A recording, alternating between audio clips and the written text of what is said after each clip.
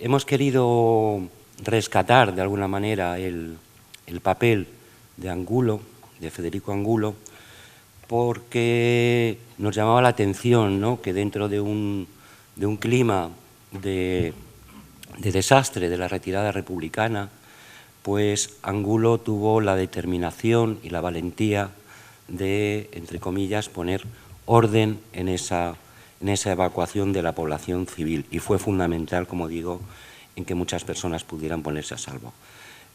A través de, vamos a conocer de la mano de José Saralegui, biógrafo del comandante Angulo, parte de su trayectoria vital, parte de la trayectoria vital de este hombre.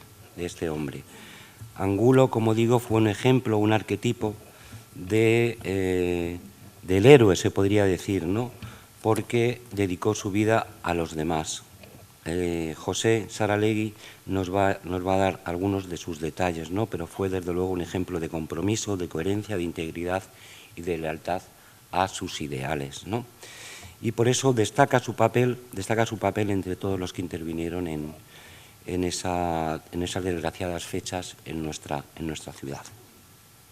La entrega del reconocimiento que simboliza este homenaje tenemos la suerte de que la lleve a cabo María Andrade, periodista del Independiente de Granada, un medio de comunicación profesional, un medio de comunicación independiente, que hace una apuesta por el periodismo de verdad y que está comprometido efectivamente con la memoria. María es licenciada en periodismo, en ciencias de la información por la Universidad de Sevilla, y su trayectoria ha recorrido diferentes medios y agencias de información. Desde 2015 es cofundadora, junto con su compañero José Ignacio, de este diario digital. Es un medio libre y editado por periodistas. María, dentro de El Independiente, coordina el Foro de la Memoria, que de alguna manera concreta el compromiso con la recuperación de la memoria. El Independiente es un oasis en el paisaje mediático de la provincia, dominado por medios de los grandes grupos y que, como es de esperar, pues no prestan demasiada atención a cuestiones relacionadas con la memoria democrática, con la memoria histórica.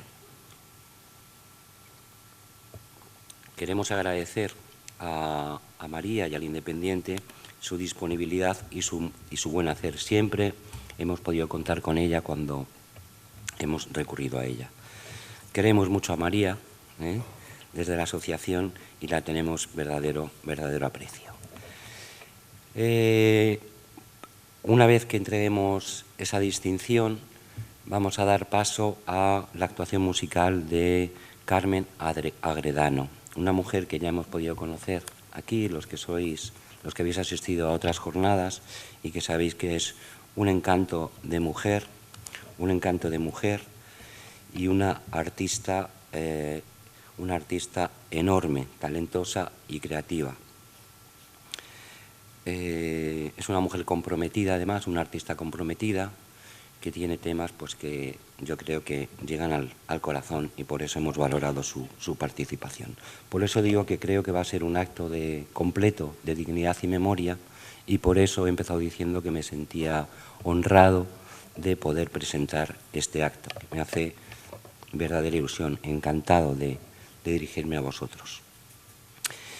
Voy a dar paso ya a José Saralegui, biógrafo de Federico Angulo Vázquez. Saralegui es investigador, o ha investigado sobre todo temas de aspectos de la guerra de España y de la República, y sobre todo ha trabajado sobre la figura de Angulo, la trayectoria de Angulo. Tiene publicada en la red una breve biografía sobre su papel, y yo creo que es importante destacar el papel de los investigadores que contribuyen a la historia no oficial, ¿no? Estamos bastante saturados de la historia oficial, de la historia que se difunde, elabora desde las academias de historia, ¿no? Y sin embargo hay muchos investigadores aficionados, muchos investigadores que por compromiso o por determinadas circunstancias ahondan en personas, en hechos que, si fuera por la historia oficial, serían desconocidos. Pues bien, yo creo que Saralegui reúne este mérito, ¿no?, de haber indagado, ahondado en la personalidad de una persona que, desde luego, no figurará nunca en los libros de historia porque no se le considera relevante desde el punto de vista de la historia oficial. Os dejo con Saralegui para que nos haga esa breve semblanza de la figura de Angulo. Muchas gracias.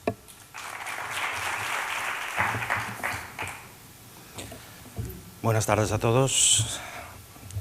Antes que nada quiero agradecer a la Asociación 14 de Abril que haya pensado en la figura de Federico Angulo para hacerle este homenaje. Y aparte de agradecer a la asociación, no quiero olvidarme de ciertas personas que en el estudio privado, porque yo no soy historiador ni me dedico a esto ni nada, pues me brindaron su apoyo hace muchos años cuando decidí empezar con este estudio.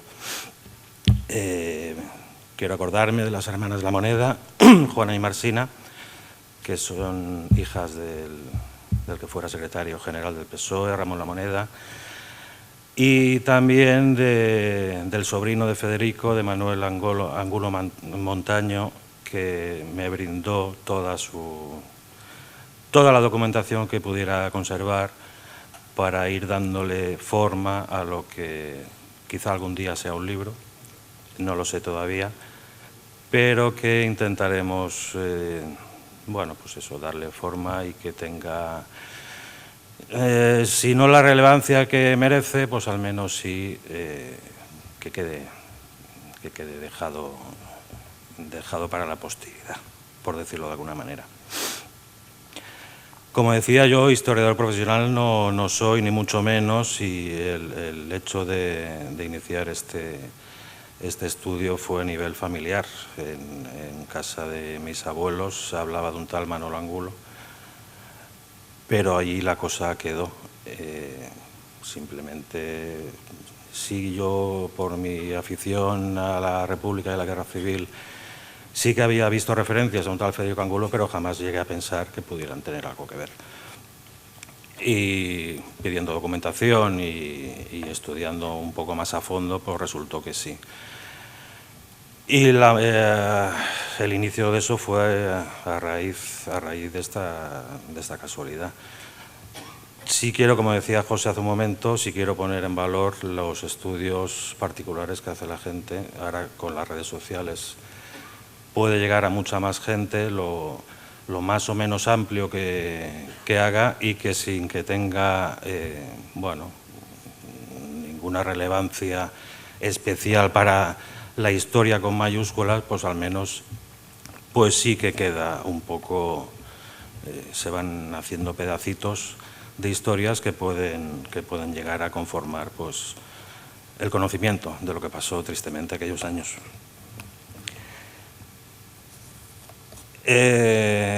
Bueno, el inicio de este estudio, pues aunque parezca mentira, pues te hace ser un poco cómplice. El seguir toda la vida de cierta persona 100 años atrás te hace ser un poco cómplice y te sientes un poco parte de él, de su compañero invisible a lo largo de todo lo que fue haciendo, no solo durante la Guerra Civil, porque mi idea aquí es que conozcáis un poco todo lo que fue su vida, y no solo la parte de la Guerra Civil, que en cualquier libro pues siguen saliendo muchas referencias.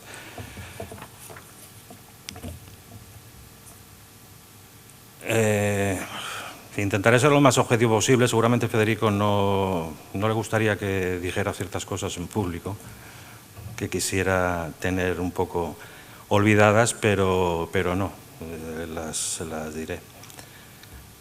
Nace en 1893 en Ciudad Rodrigo. Eso fue algo circunstancial porque su padre era por aquel entonces capitán de carabineros y, según los destinos, pues a él le tocó nacer en Ciudad Rodrigo. Sus dos hermanos mayores, José y Manuel, nacieron en Badajoz. El que le seguía, Luis, nació en San Sebastián, y la hermana pequeña nació en Madrid. O sea que principalmente se debía a eso. Estudió bachillerato en el Instituto Cardenal Cisneros de Madrid y luego lo acabó otra vez en Ciudad Rodrigo, que volvieron a destinar a Salamanca a su padre. En aquellos primeros años se moverá principalmente entre Barcelona y San Sebastián, y con solo 18 años, el 2 de diciembre de 1911, aparece su primer artículo firmado en prensa, que lo hizo en La Voz de Guipúzcoa, de San Sebastián. Y en esos años pues también trabajará para el pueblo vasco de San Sebastián. En 1914 su padre se retira y se instalan en Bilbao, y allí empezará a trabajar en el pueblo vasco.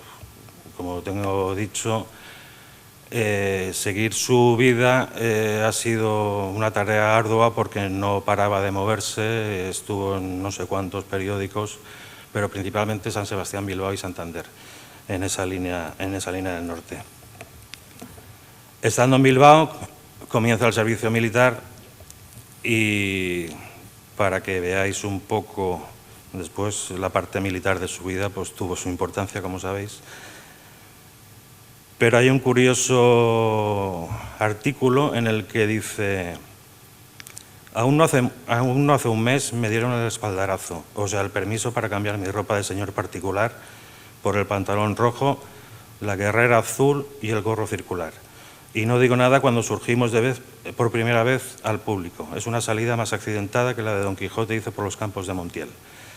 Nosotros, que de paisano nos hemos preciado de tener cierta innata elegancia, se va por la calle vendiendo, siendo objeto de las iras de unos divinos ojos burlones que le miran a uno al pasar insistentemente hasta que consiguen ponernos el rostro más rojo que el pantalón. Bueno, como digo, no estaba muy de acuerdo con su inicio militar, pero después pasó lo que pasó. Federico Angulo, como tantos jóvenes de los años 10, bueno, él siempre fue una persona muy impetuosa y muy consecuente con sus ideas, pues fue de derechas en los años 10. En el libro de María Jesús González, Ciudadanía y Acción, dice que entre 1913 y 1917 fueron los años del maurismo callejero, de la euforia y adoración a Maura, incluso del romanticismo político y del nacimiento de posibilidades futuras que, no obstante, se marchitaron con los años.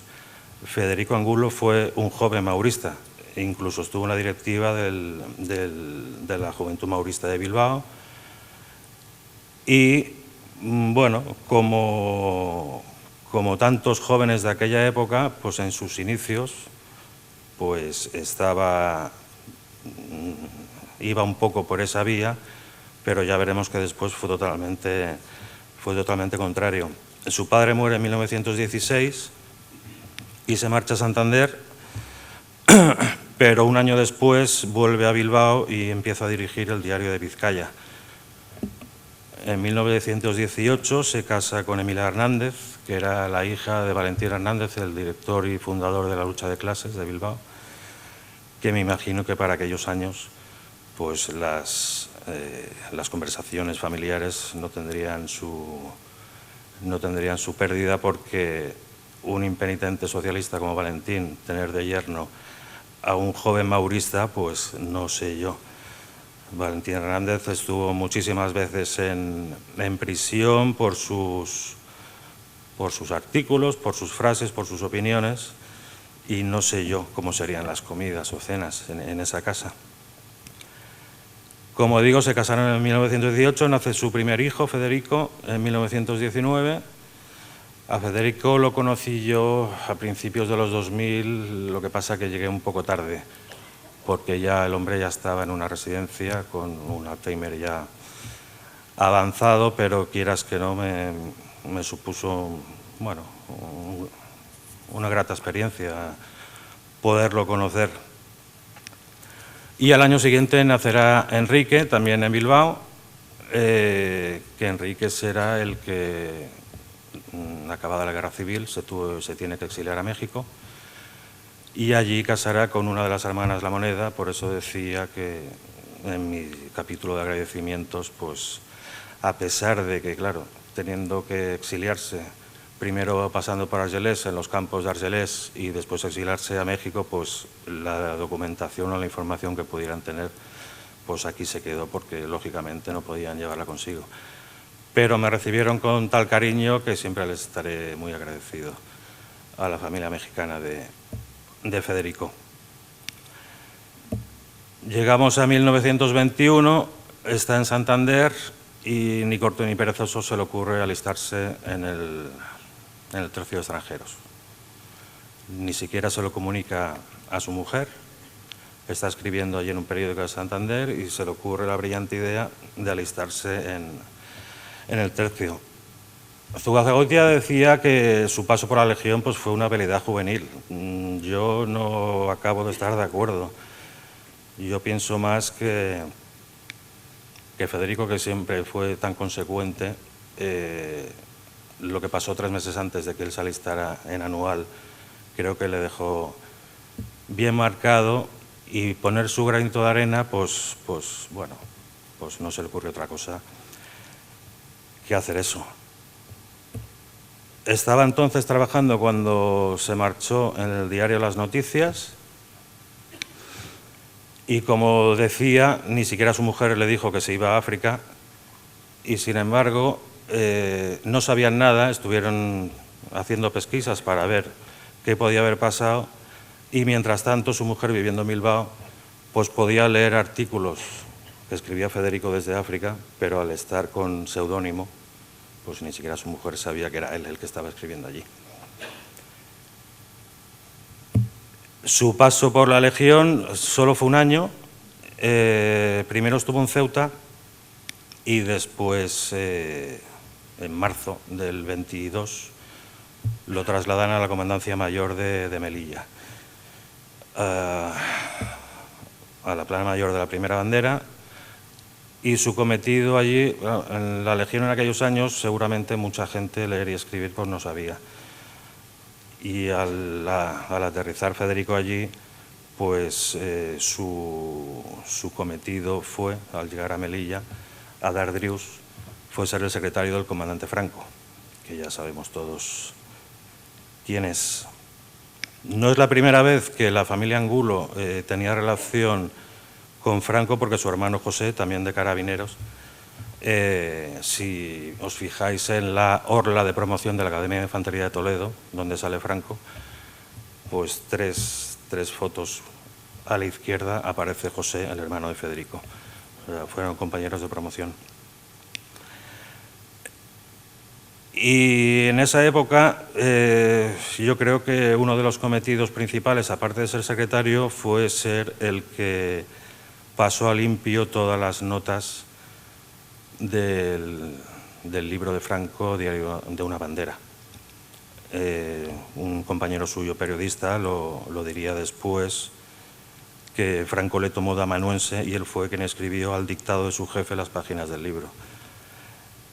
El Diario de una bandera de Franco se publicó por primera vez en noviembre de ese año.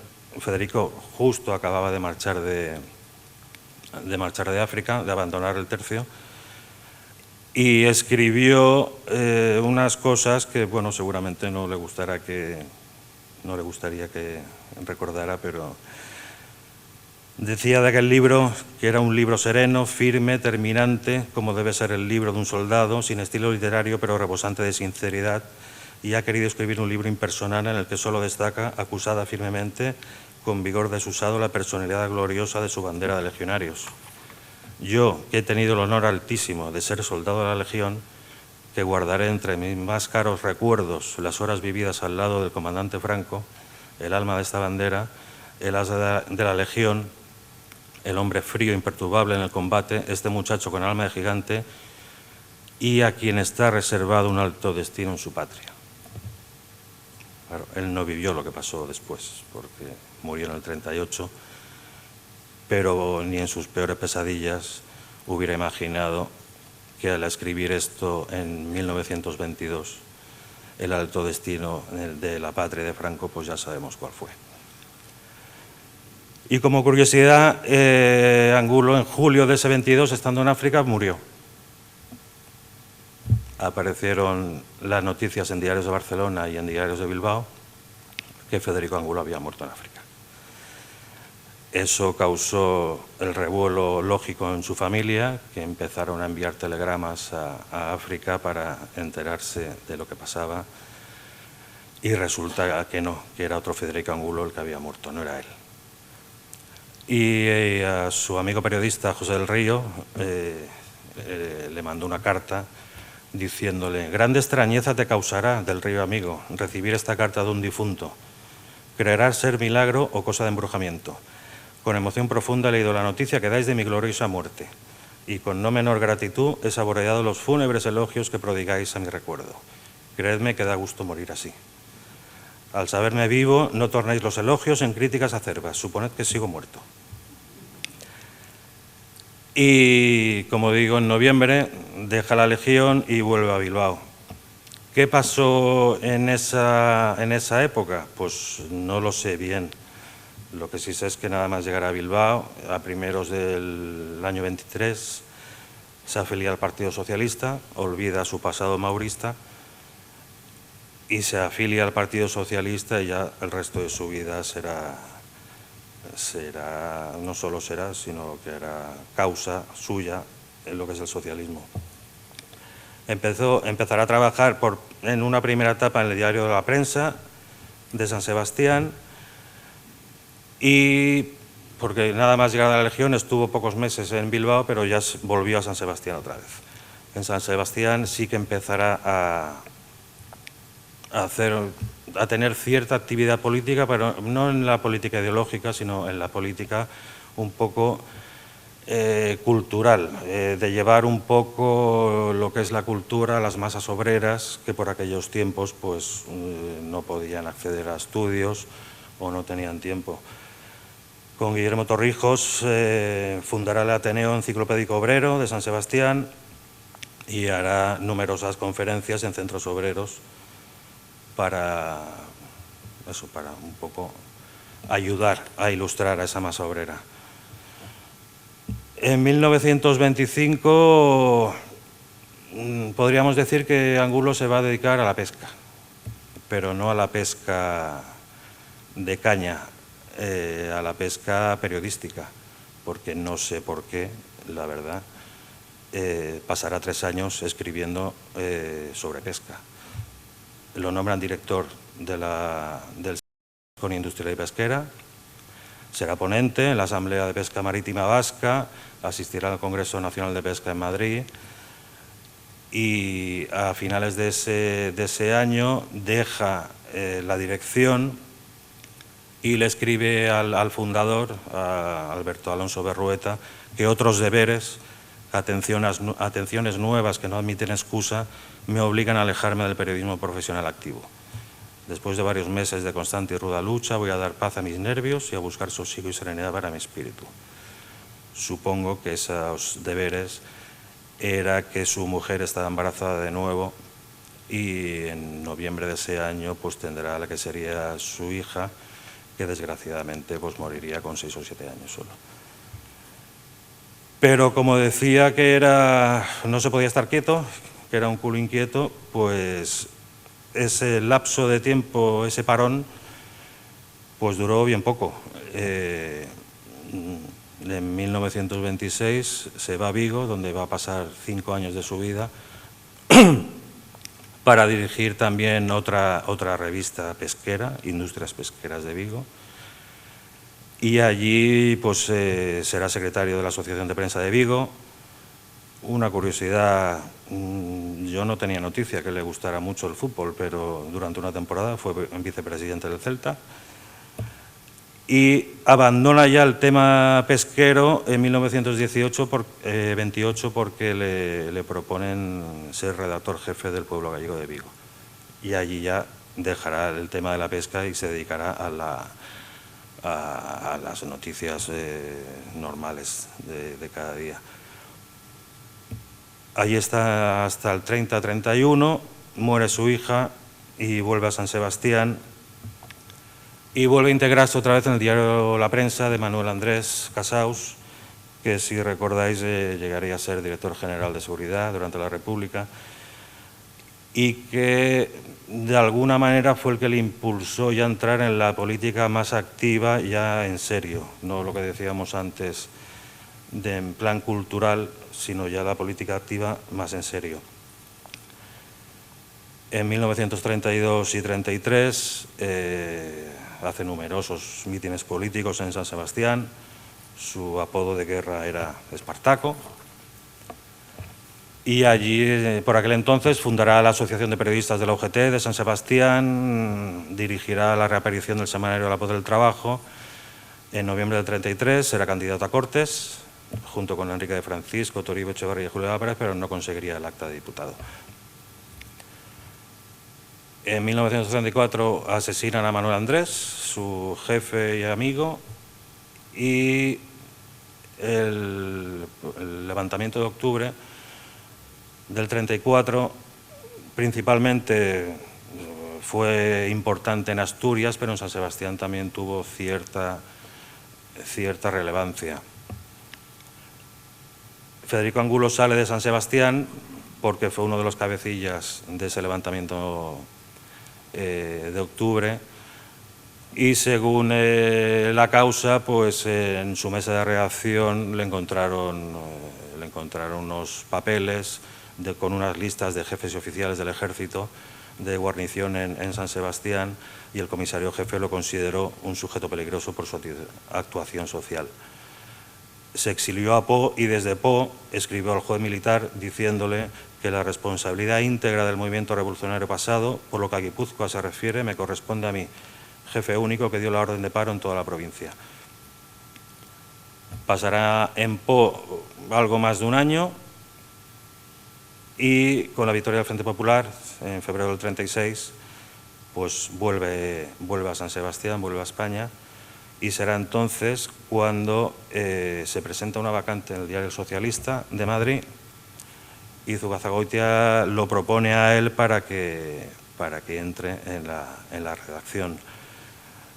Como curiosidad que me sorprendió bastante es que nada más entrar, pues quitando al director Zugazagoitia y a Fernando Vázquez, el redactor jefe era el tercer mejor pagado del diario, incluso por delante de Manuel Alvaro o de Cruz Salido, que llevaban años y años allí. No, en el Socialista no firmará artículos, pero sí que hay fuentes que dicen que bueno, muchos editoriales los escribía él, los editoriales diarios. Llegamos a julio, asesinan al teniente Castillo y acto seguido asesinan a Calvo Sotelo, y Angulo asistirá al entierro de Calvo Sotelo y gracias a su información Indalecio Prieto escribirá un conocido artículo que llamó La España actual reflejada en el cementerio, que se publicó en el Liberal de Bilbao. La parte de la guerra más o menos seguramente ya la conocéis un poco. Se conforma la milicia del Socialista, del diario, y sus primeras actuaciones, bueno, está claro que nombran a Federico como el cabecilla de esa milicia por su pasado militar y principalmente a la Legión. Y su primera actuación pues será en Somosierra con la milicia. Lo hirieron 2 veces, en una de ellas él mismo dijo mandé contraatacar y cuando filábamos la cuesta aquí cerca de Somosierra una bala me atravesó la mano derecha y otra al brazo del mismo lado. Lo ingresaron en el Hospital de la Princesa y tan solo estuvo una semana porque pidió el alta voluntaria porque no quería dejar a sus hombres solos. Hay muchos testimonios de aquellos días, por ejemplo, su compañero Juan Simeón Vidarte, que decía que Angulo, redactor político del periódico, el más joven de todos y el más abierto y simpático, empezó a destacar por su prosa cuidada y atingente expresión. Era muy estimado por los políticos, no solo socialistas, sino de todos los partidos republicanos, y aun por los enemigos nuestros, por su desbordante simpatía y nobleza. En ese diálogo de las armas y las letras que hubo de entablarse en el fondo de su alma, en el momento de la sublevación que tanto dio un día que pensar a nuestro señor Don Quijote, al ganar la República un magnífico militar, perdimos nosotros un gran periodista. Eduardo Zamacois los acompañó porque se fueron a Extremadura y dejó toda una crónica de las vivencias que pasó esa milicia en Extremadura, principalmente en Medellín, con la batalla que se entabló en el puente de Medellín.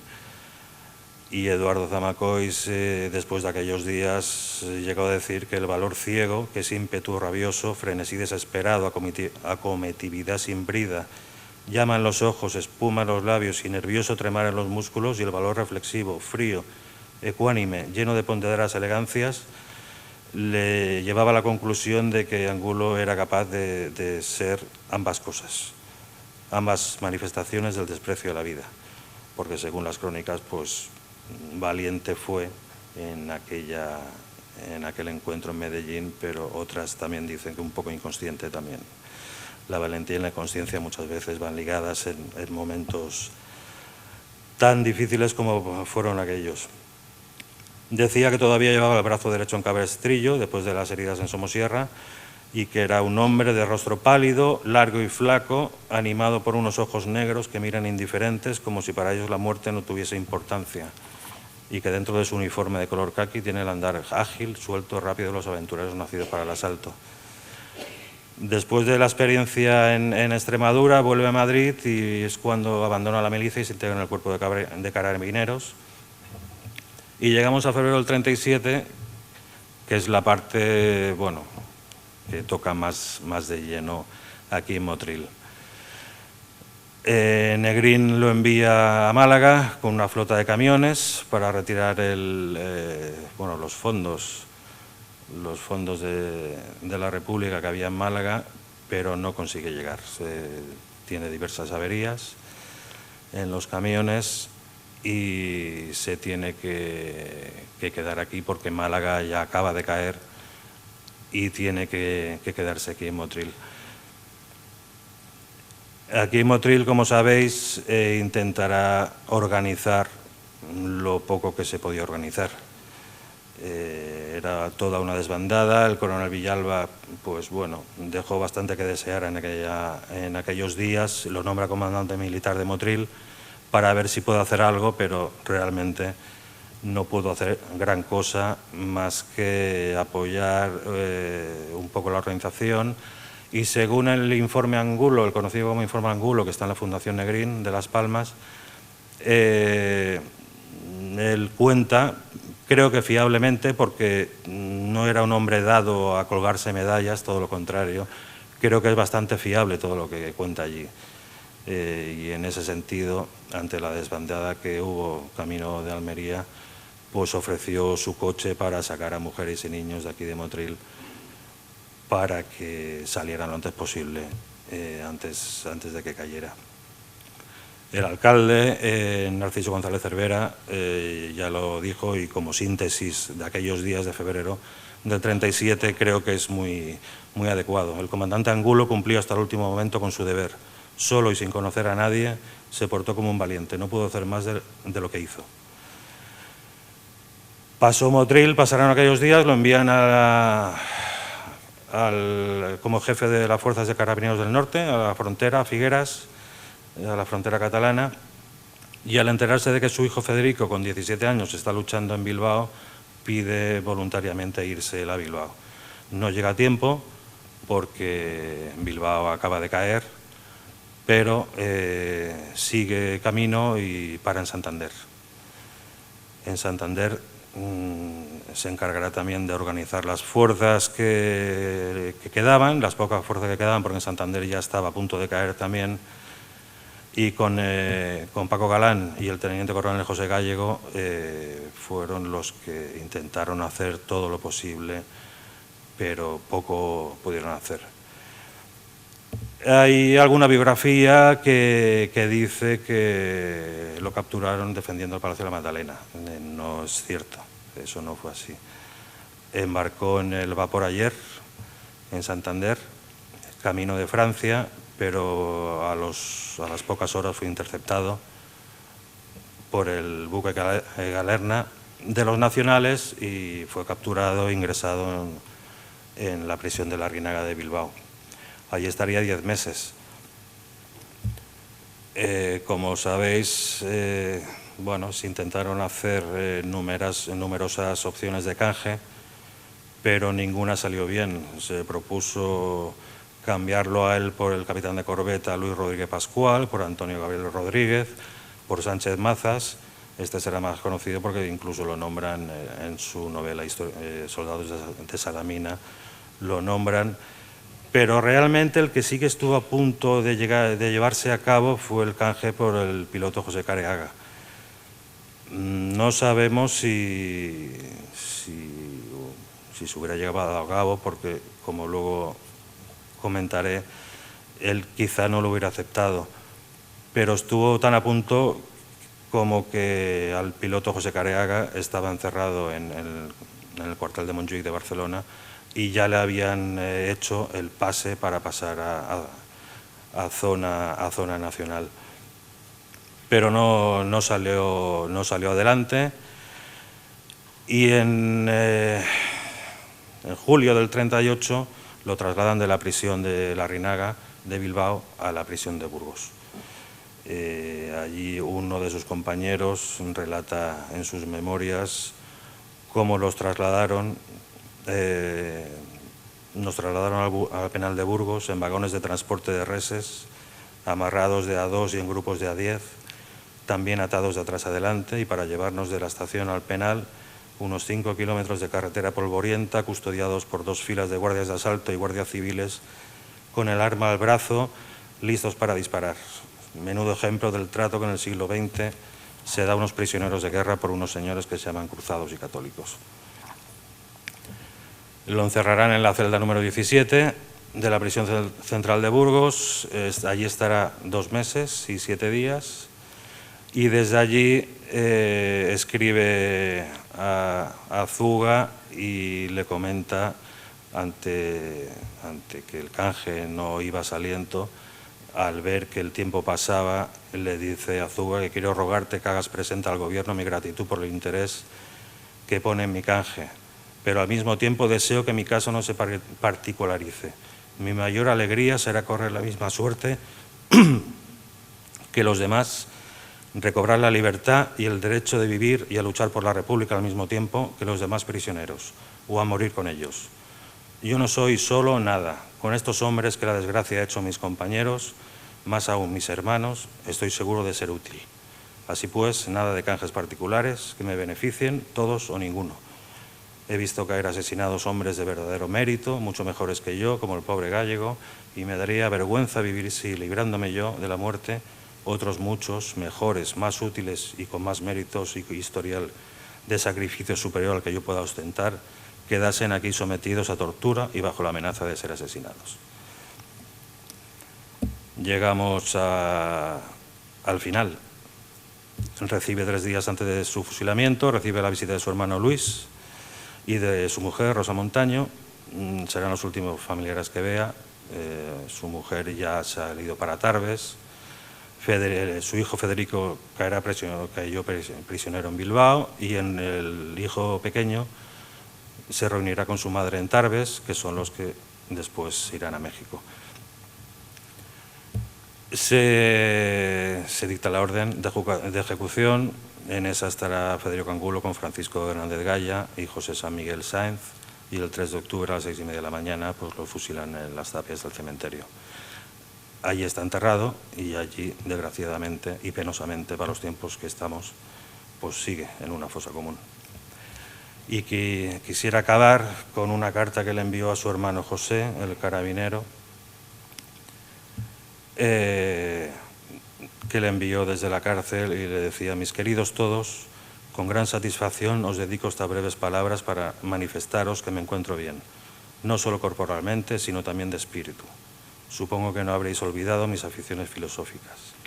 A la meditación de problemas filosóficos entrego mi espíritu, y a pensar en vosotros. Estad tranquilos como yo lo estoy, recibid todo mi eterno cariño. Muchas gracias.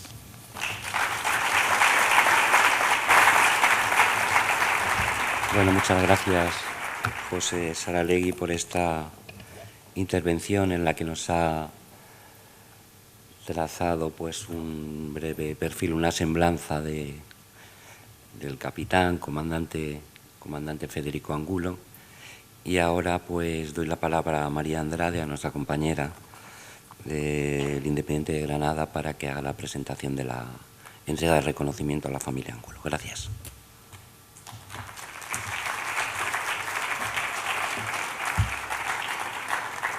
Muchas gracias, muy buenas tardes a todas y a todos. Muchas gracias, José, por esas palabras que tuviste antes, tan cálidas y tan hermosas hacia el Independiente de Granada y hacia mi persona, porque ese trabajo que llevamos adelante les puedo asegurar que es muy duro. Para mí es un inmenso honor estar esta tarde aquí, en este acto, en este justo homenaje a Federico Angulo, cuya trayectoria nos acaba de trasladar José Saralegui y que hemos escuchado con atención, particularmente en mi caso, pues ese pasado como periodista, ¿no? que siempre pues, nos despierta mucho interés. Una trayectoria además que hace unos días tuvimos la suerte de publicar en el Independiente de Granada.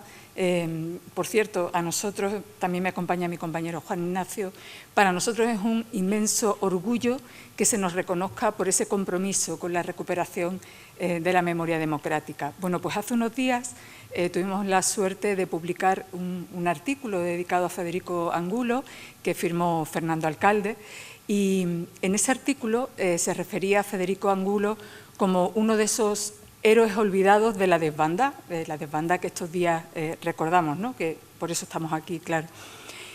Y muy brevemente y modestamente quiero elogiar y resaltar la labor que como asociación hacéis, la labor de 14 de abril Costa, porque es necesaria esa labor contra el olvido, para rescatar a personajes, a la figura de personas como Federico Angulo. Por eso, agradecerlo, reivindicarlo y resaltar esa labor que hacéis tan fundamental, sobre todo en estos tiempos, contra el olvido y con estos aires contra la desmemoria, ¿no? O sea, esos aires de desmemoria que vienen, pues luchar contra ello.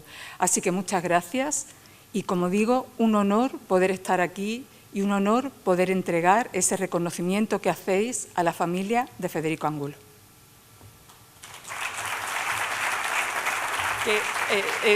Nos acompañan Andrea y Nuria. Sí, muchas gracias.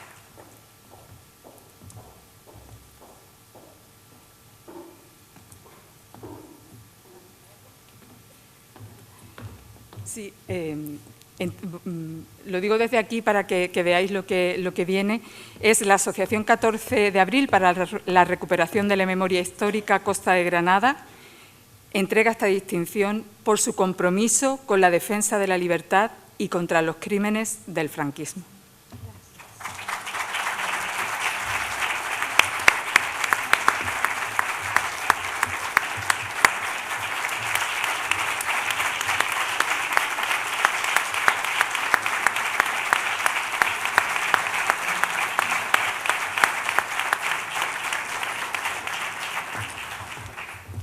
Bueno, no estaba previsto que hablásemos, pero en realidad esto aquí hay que dárselo a José Luis.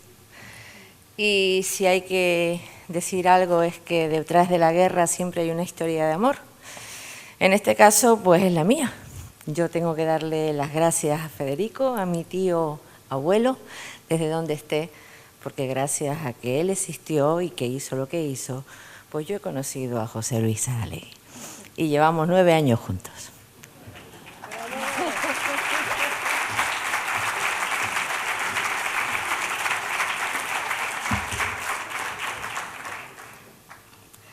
Bueno, mi padre también se llamaba Federico Angulo La Moneda. Se llamó así en homenaje a su abuelo, Federico Angulo Vázquez, a quien hoy aquí homenajeamos.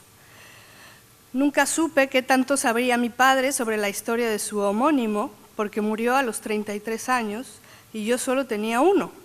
No sabía hablar y desde luego me quedé con ganas de interrogarlo.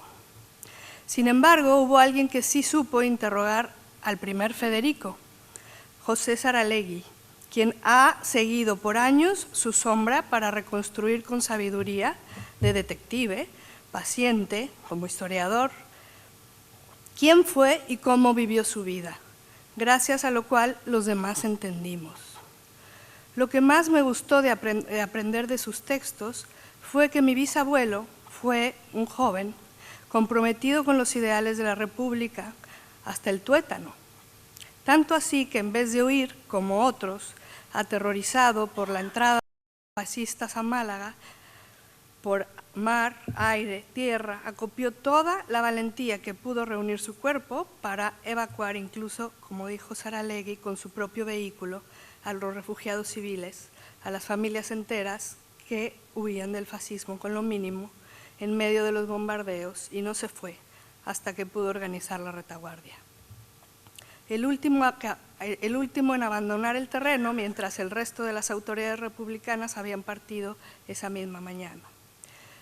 Mi abuela, Marcina La Moneda Hernández, que vive en el exilio en México, me ha contado todo cuanto sabía para que yo pudiera venir aquí hoy a agradecer que este héroe no sea más olvidado, porque aquí estamos todos nosotros, a los dos lados del océano, reconociendo su generosidad y coherencia.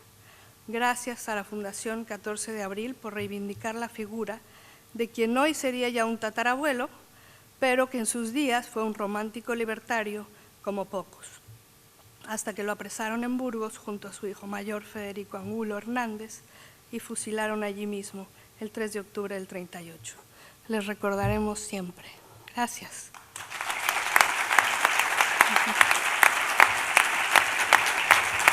Gracias.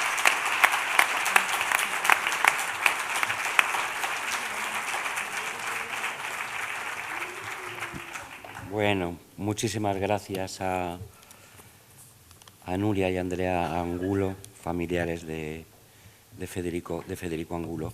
Vamos a poner el broche final a este acto con la actuación de Carmen Agredano.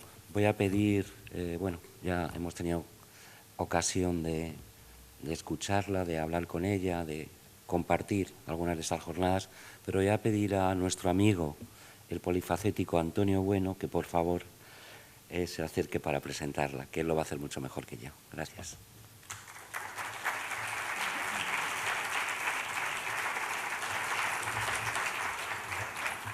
Hola, buenas noches. Pues, en primer lugar, daros las gracias por compartir estos momentos donde se recuerdan una historia llena de injusticia. Y nada, empiezo diciendo que hace un par de días me comentó Fernando Alcalde que hoy yo era la persona elegida para presentar a Carmen. Inmediatamente, sin pestañear en ningún momento, le dije, no lo sabía, pero para mí es un honor presentar a mi amiga. ¿Qué decir de Carmen? Ella es una persona comprometida con la justicia social y los derechos básicos del ser humano, y eso la hace grande. El día que nos conocimos, algo pasó. Rondaba el año 2008 y en Las Palmas de Gran Canaria yo tenía una peluquería. De pronto un día entró un torbellino de energía y enseguida me envolvió. Reconocí sus raíces iguales a las mías y así fue. Córdoba y Granada se reconocieron al instante, pero en Canarias. Bastaron solo 10 segundos para que nuestras almas se reconocieran, porque posiblemente nos conocíamos de otra vida, y así estalló algo que nos unió. Un día en cualquiera de nuestros encuentros apareció con un libro y me dijo que me iba a emocionar con la historia. Ese libro era La voz dormida de Dulce Chacón. Era un regalo para mí. En muchas de nuestras despedidas terminábamos cantando ¿Qué no daría yo? De Rocío Jurado, posiblemente echando de menos nuestras raíces, nuestra tierra, pero seguro que echando de menos a nuestras madres. De pronto la vida nos separó y en uno de los momentos bajos de mi existencia recibí una llamada suya diciéndome, amigo, confía que todo va a ir bien. Si necesitas cualquier cosa, cuenta conmigo. Los 3000 kilómetros se hicieron centímetros en ese momento. Pasaron 4 años y aunque seguíamos en contacto por teléfono, cuando me disponía a ver, como todos los años, los premios Goya, me di cuenta que estaba nominada la película La voz dormida, el libro que me había regalado. Y rápidamente me acordé de ella, pero en ese momento recordé que estaba inmersa en una gira por La Habana, en Cuba. O eso pensaba yo, claro. De pronto me dispongo a ver los Goya y cuando dan las nominaciones a la mejor canción original, me quedé asombrado cuando escucho su nombre, Carmen Agredano. Era mi amiga y había ganado un Goya. La alegría me inundó y supe en ese momento que la vida empezaba a devolverle parte de lo que ella había regalado a la vida. Pasaban los años y la vida no nos dejaba espacio para el reencuentro, no había manera, pero justo hace 8 meses nos volvimos a encontrar. Desde el primer momento parecía como si nunca la vida nos hubiera separado y enseguida nuestras almas se volvieron a reconocer. A eso lo llamo magia. Carmen es compromiso, Carmen es amor, Carmen es justa, Carmen es de esas personas que le agradece a la vida todos los días que te la pusiera en el camino. En ese reencuentro nos dijo que quería venir al sitio exacto donde pasó la desbandada porque quería aportar su granito de arena a tanta injusticia. Sin dudarlo un segundo, la invitamos a que viniera este año a la 10ª muestra de cine de la desbandada. De pronto sintió la necesidad de componer una canción para hacerle un homenaje a todas las víctimas y la magia hizo otra vez su efecto. Y Fernando Alcalde, junto con la Asociación 14 de Abril, hicieron el resto y aquí está. Me es grato presentar a mi amiga, Carmen Agredano González, cordobesa, andaluza, Goya a la mejor canción original 2012 por La nana de la hierbabuena en la película La voz dormida de Benito Zambrano. Y me siento muy, muy, muy orgulloso de presentar en primicia el tema Alpargatas de sangre, compuesto por ella y con los arreglos de Ner Suárez Álvarez. Esta canción está dedicada a las víctimas de la desbandada. Adiós, hermanillo chico, adiós, mi hermanillo chico, va un olivo, te entierro. Contigo mi corazón, contigo mi corazón, y tantos niños que no volvieron.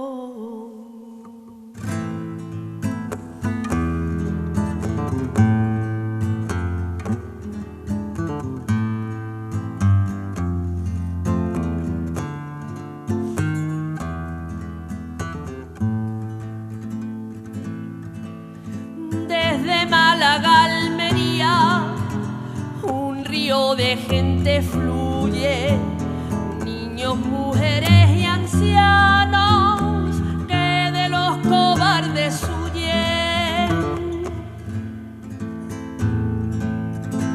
Con alpargatas de sangre, sus hijos junto a su pecho, sin ayuda, sin consuelo, el palo de su alimento.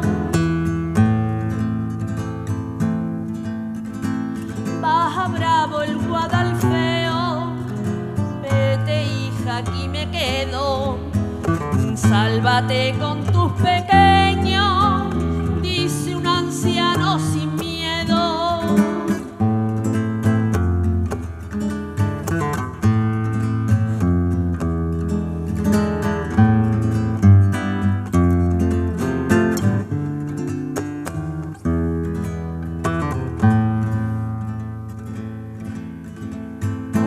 Camino de muerte, Norman Betún ella viene, trae esperanza y vida a los que ya nada tienen.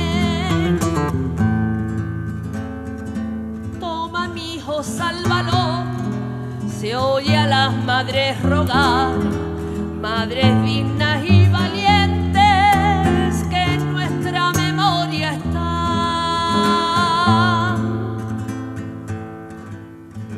Le robaron la sonrisa al niño Juan como a otros niños de la desbandada, con los corazones rotos.